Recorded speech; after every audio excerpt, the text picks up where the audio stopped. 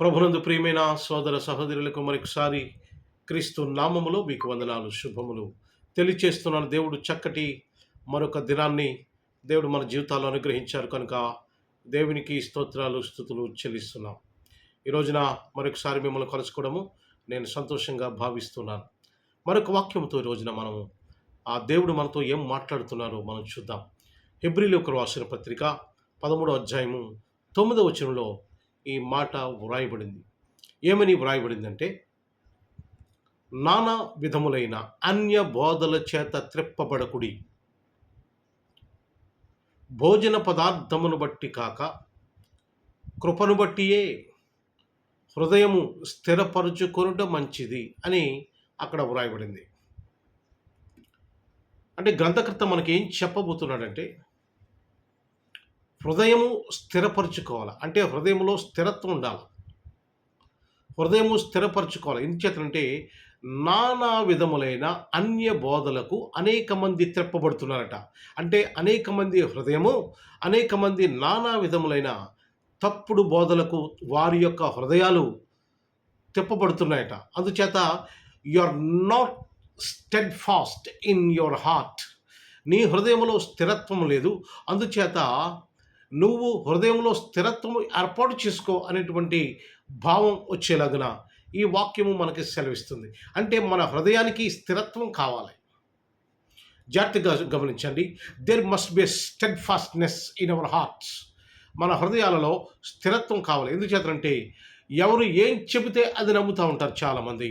ఎవరు ఏం చెప్తే అది ఫాలో అయిపోతుంటారు చాలామంది. ఎవరు ఏం చెప్తే వారి హృదయం అలా వెళ్ళిపోతుంటుంది. హృదయంలో ప్రతిదానికి చోటిచ్చేస్తూ ఉంటారు చాలామంది. అంటే స్థిరత్వం లేదనమాట. ఒక్కోసారి అనేకమైన లోకంలో ఉన్న ఒత్తిడిల చేత కలిగి ఉన్న విశ్వాసము బలహీనపడిపోతుంటుంది. కలిగి ఉన్నటువంటి నమ్మకము బలహీనపడిపోతుంటుంది. మన హృదయంలో వేరే యొక్క విశ్వాసము, వేరే యొక్క నమ్మకాలు వచ్చేస్తూ ఉంటాయి. అందుచేత అంటున్నాడు, మీరు అన్య బోధలకు త్రిప్పబడకుడి, హృదయంలో స్థిరత్వం ఏర్పాటు చేసుకోండి అని దేవుని యొక్క వాక్యము సెలవిస్తుంది. ప్రియమైన సహోదరి సహోదరులారా, మన హృదయము, ఇర్మియా అనేటువంటి భక్తుడు మన హృదయాన్ని గురించి ఒక మాట చెబుతున్నాడు. ఏం చెబుతున్నాడు తెలుసా? ఆయన హృదయము అగాధమైన లోయ అంటున్నాడు. ఆయన హృదయము అగాధమైన లోయ అంటే ఆ హృదయములో నుంచే వస్తుంది ఏదైనా సరే. యేసు ప్రభువు అంటారు, హృదయము నిండిన దాన్ని బట్టి నోటంట మాట వస్తుంది.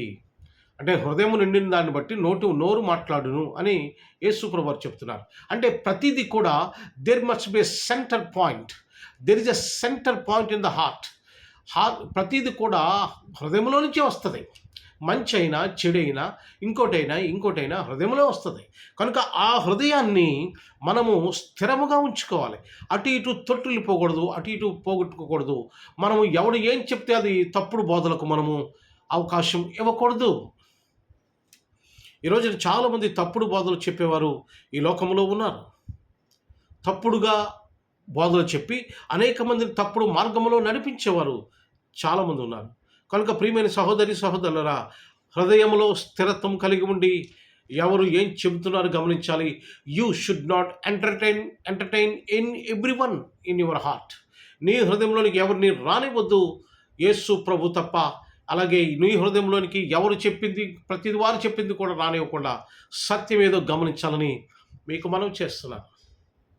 ప్రియులరా, మనము దీవించబడాలంటే, ఆశీర్వదించబడాలంటే, మనము గొప్పవాళ్ళు అవ్వాలంటే, మనము అనేక మందికి దీవెనకరంగా ఉండాలంటే మన హృదయంలో స్థిరత్వం ఉండాలి.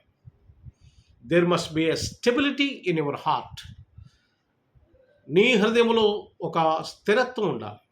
స్థిరత్వం లేకపోతే మనము కార్యాలు చూడలేము, ఉన్నత స్థితి మనం చూడలేము.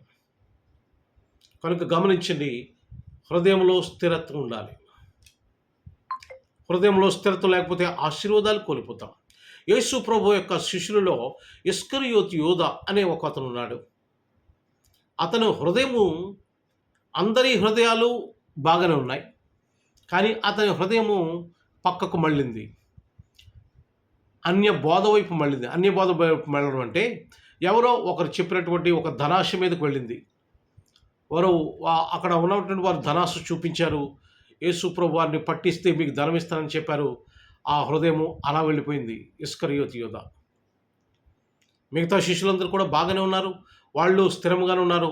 కానీ ఇస్కరియోతు యూదా తన యొక్క హృదయము మాత్రము ధనం మీదకి వెళ్ళింది. ధనానికి ఆశపడి యేసు ప్రభు వారిని ఆయన పట్టివ్వడం జరిగింది. మనం బైబిల్ గ్రంథంలో చూస్తున్నాం. ఎప్పుడైతే ఆయన హృదయం అలాగ వెళ్ళిందో ఆ తర్వాత అతను దేవుని యొక్క అనగా యేసు ప్రభు వారి యొక్క ఆ ఆశీర్వాదం పోగొట్టుకున్నాడు. ఆ శిష్యుల్లోంచి వెళ్ళిపోయాడు. తనకు తానే తన ప్రాణమును తీసేసుకున్నాడు. ఆ తప్పును భరించలేక తనకు తానే ప్రాణమును తీసేసుకున్నాడు. కనుక ప్రియమైన సహోదరి సహోదరుల హృదయాన్ని మనం కట్టడి చేసుకోవాలి. చాలా జాగ్రత్త సుమా. The everything starts in the heart. హృదయంలోనే ప్రతిది కూడా ప్రారంభం అవుతుంది. కనుక there must be stability in our hearts. మన హృదయంలో స్థిరత్వం ఉండాలి. లేకపోతే మనం జీవితం ఏమైపోతుందో మనకు తెలియదు. చూసిన దానికి ప్రతిదాని దగ్గరికి వెళితే, చూసిన దాన్ని ప్రతిదాన్ని కూడా కావాలని అనుకుంటే, చూసిన దాన్ని ప్రతిదాన్ని కూడా మనం పొందుకోవాలని మన హృదయంలో అనుకుంటే చాలా జాగ్రత్త సుమా. There will be no discipline. క్రమశిక్షణ ఉండదు.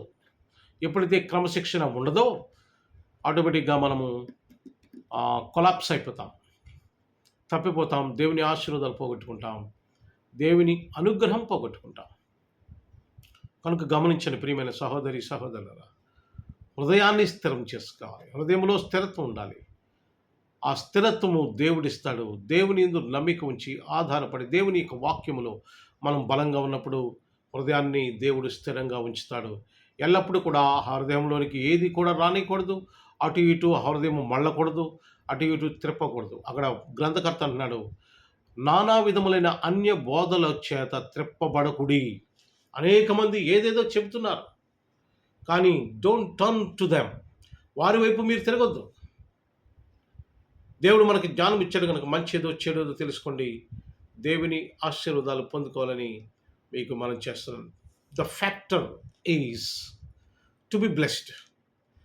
దీవించబడడానికి మరొక ఫ్యాక్టర్ ఏంటో తెలుసా? హృదయములో స్థిరత్వం కలిగి ఉండడం. కనుక అటు ఇటు తొట్టిల్లిపోవద్దు, ప్రతి దానికి కూడా మళ్ళవద్దు. దేవుని మీదే మన హృదయాన్ని స్థిరం పెట్టుకోండి.